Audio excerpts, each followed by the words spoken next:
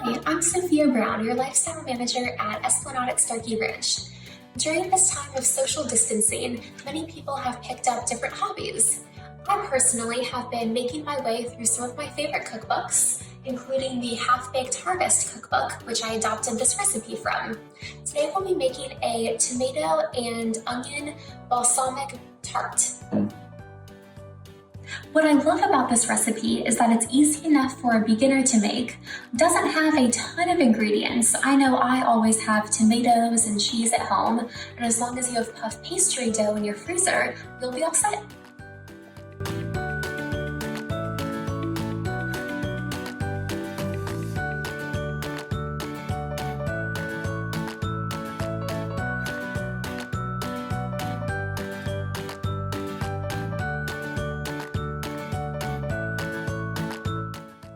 The most important step in cooking is to always preheat your oven. For this recipe, we'll preheat it to 425.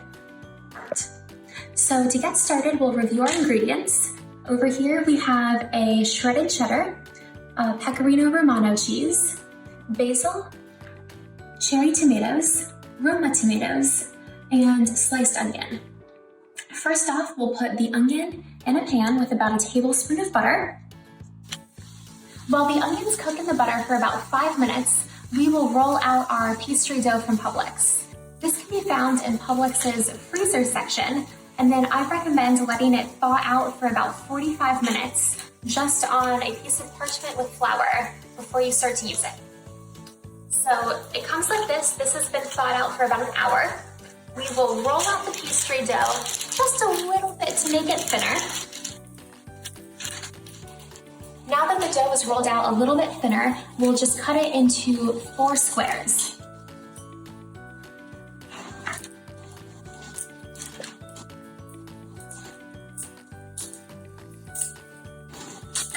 Okay. And then just spread the squares out a little bit further on your baking sheet from each other. If they're still pretty close, it's not a big deal because we'll fold them up at the end.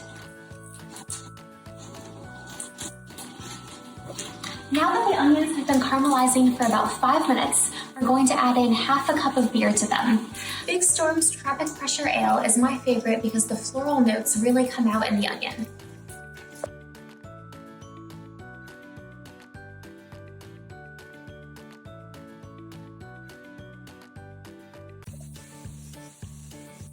You'll know that the onions are almost done as they start to have this brown caramel color right here.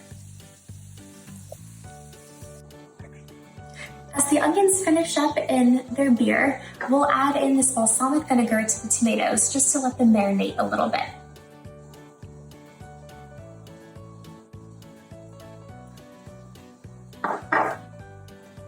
Now that our onions have finished caramelizing, we'll start building our tarts. First, we'll put on the Roma tomatoes, just about 4 on the bottom.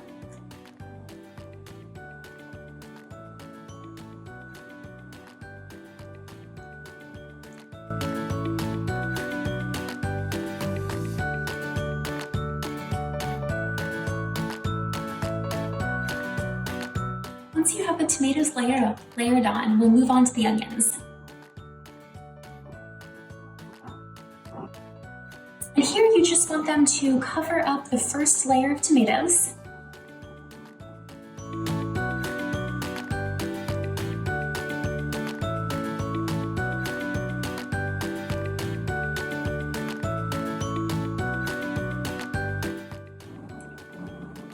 And you may notice that we're leaving a little bit of space around the corners of the tarts.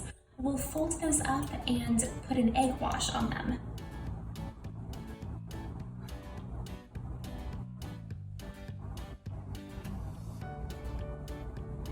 We'll add in a little bit extra to some.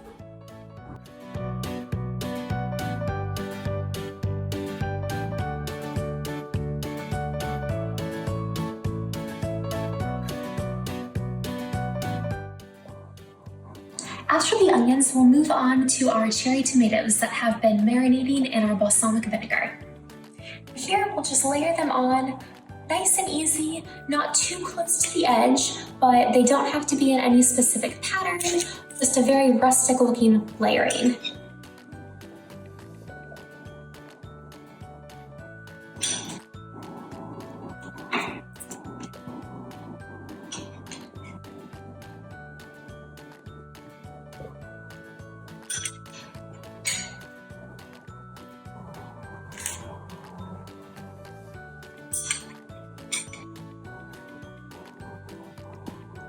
try to contain the ones that run away a little bit.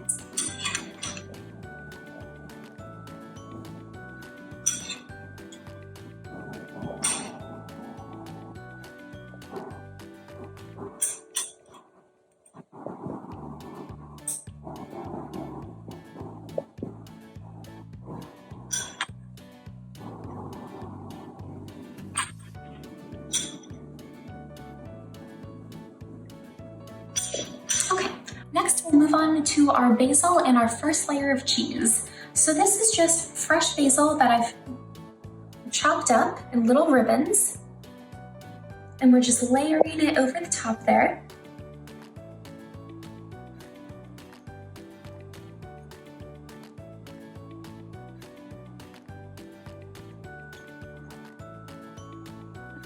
And then the first cheese layer will be our shredded cheddar.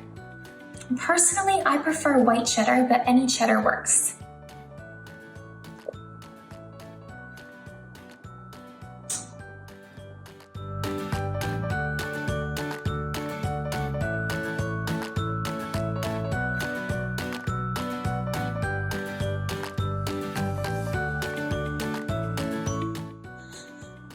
Finally, we'll put on the pecorino romano, just a little sprinkle over the tops of all the tarts.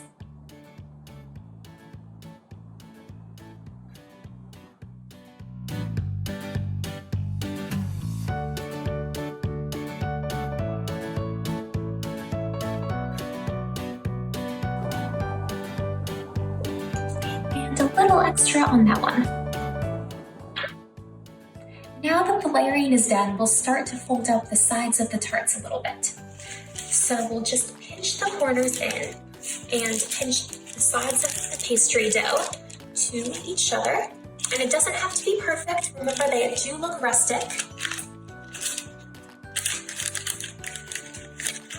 Folding them in like this will give really a nice flaky corner crust, which is what we're looking for.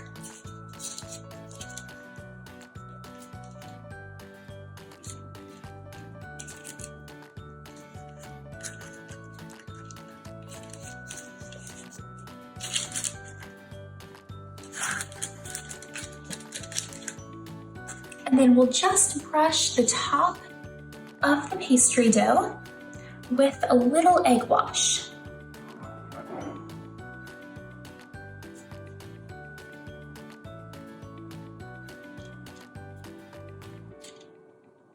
This will help the dough really crisp up in the oven.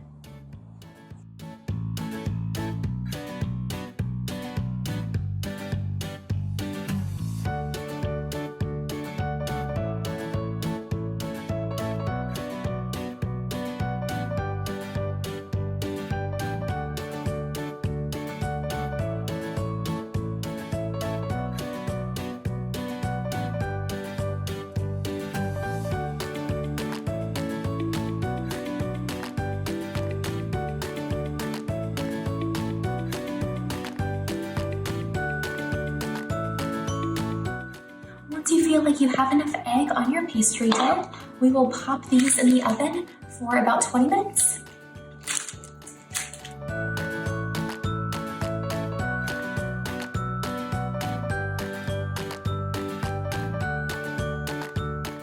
All right, it's been 25 minutes, so we'll pull these out of the oven.